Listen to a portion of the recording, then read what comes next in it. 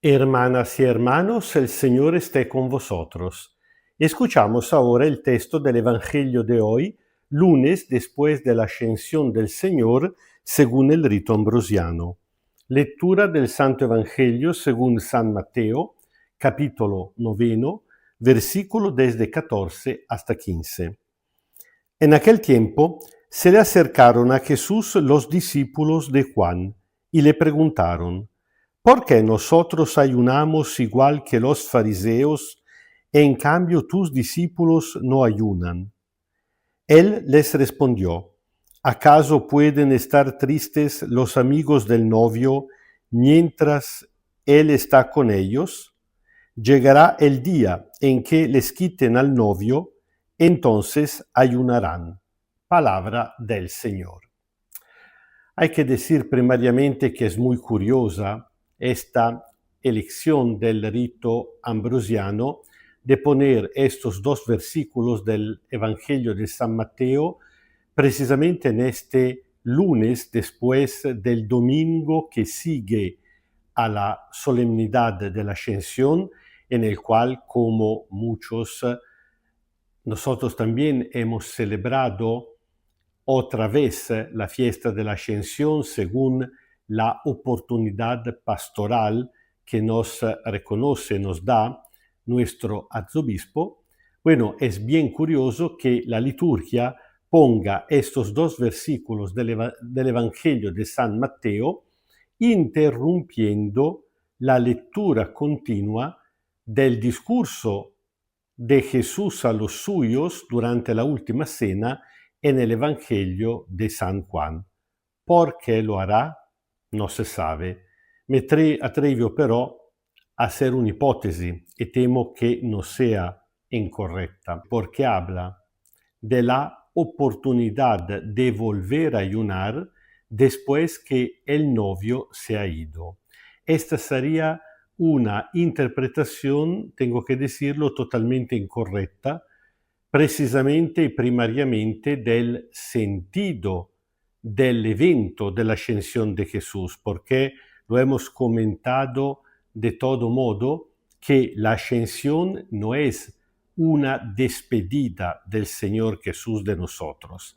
Ascensión no significa que Jesús terminó su trabajo, su misión en este mundo y se regresó al Padre en la espera de regresar al final de los tiempos. Esta es una lectura muy elemental e incluso muy simplificada y, me atrevo a decir, incorrecta. Según la palabra del mismo Jesús en el Evangelio de San Mateo, yo estaré con ustedes todos los días hasta el final del mundo. Es el tiempo en el cual sí físicamente no podemos ver tocar al Señor Jesús y nunca volveremos a tocarlo como hicieron antes sus discípulos. ¿Por qué? Porque Cristo en su cuerpo ha sido glorificado y nosotros también, cuando nos encontraremos con Él, seremos glorificados en nuestros cuerpos mortales. Es decir, estaremos en una dimensión totalmente nueva, así que no se puede comparar con las experiencias antiguas. Pero este texto realmente, si la razón es esta, tiene poco que ver y ocurre el peligro de depistar la intención de Jesús y la interpretación de la gente. Primariamente vamos a ver el texto.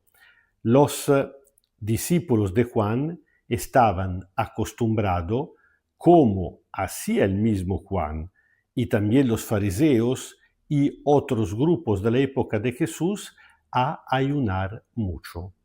Bueno, el ayuno en el Antiguo Testamento no era tanto una forma penitencial para pedir perdón a Dios y para que Dios, conmoviéndose, nos quitaría los pecados, sino más que todo una práctica ascética, una forma de ponernos no solamente a nivel espiritual, sino también físico, en una espera del cumplimiento de las promesas del Señor Jesús. Bueno, claramente tenía también una dimensión penitencial, así como el bautismo de Juan un llamamiento a la conversión, que pero no era ni siquiera primario en esta práctica. Sabemos, por otro lado, que el Señor Jesús nunca enseñó la práctica del ayuno a lo suyo. Él la practicó cuando se fue 40 días, 40 noches al desierto. Y también dijo que el ayuno junto con la oración es la única manera para expulsar algunos demonios, pero como forma normal de la experiencia espiritual, Jesús ni la practicó ni la enseñó.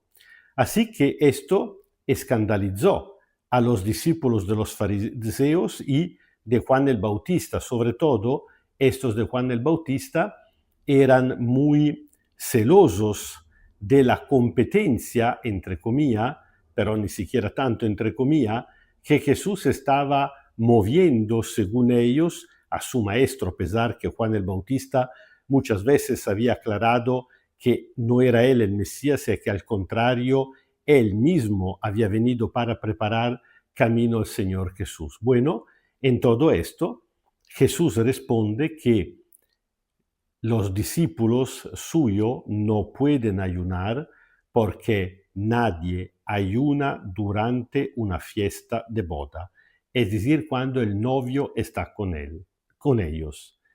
Y los profetas en el Antiguo Testamento, y de manera especial el profeta Isaías, habían anunciado la venida del Mesías precisamente como la venida de Dios novio a casarse con la humanidad o con el pueblo, su novia.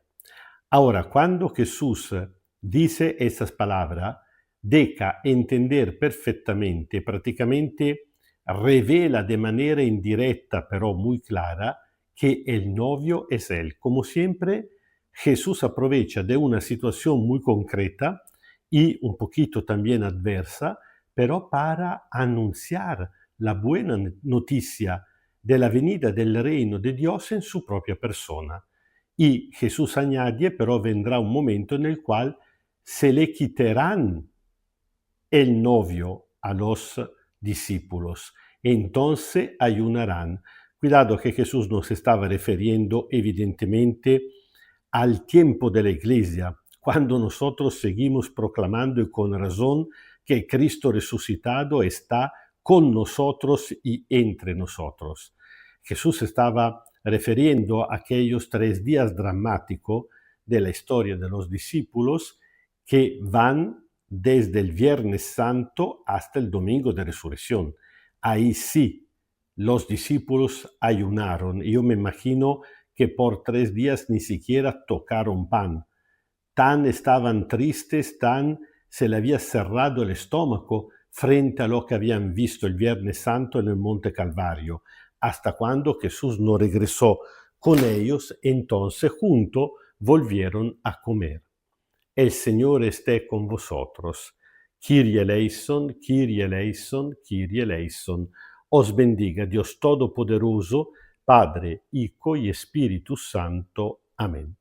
Y precisamente porque vivimos este tiempo, tiempo de la Iglesia, tiempo de la Pascua, no como el tiempo de la ausencia del Señor Jesús, sino de su presencia en cuanto resucitado entre nosotros, que camina con nosotros dentro de la historia, entonces, como diría San Pablo, que hagan una cosa o que hagan otra, lo importante es que todo lo hagan en el nombre del Señor.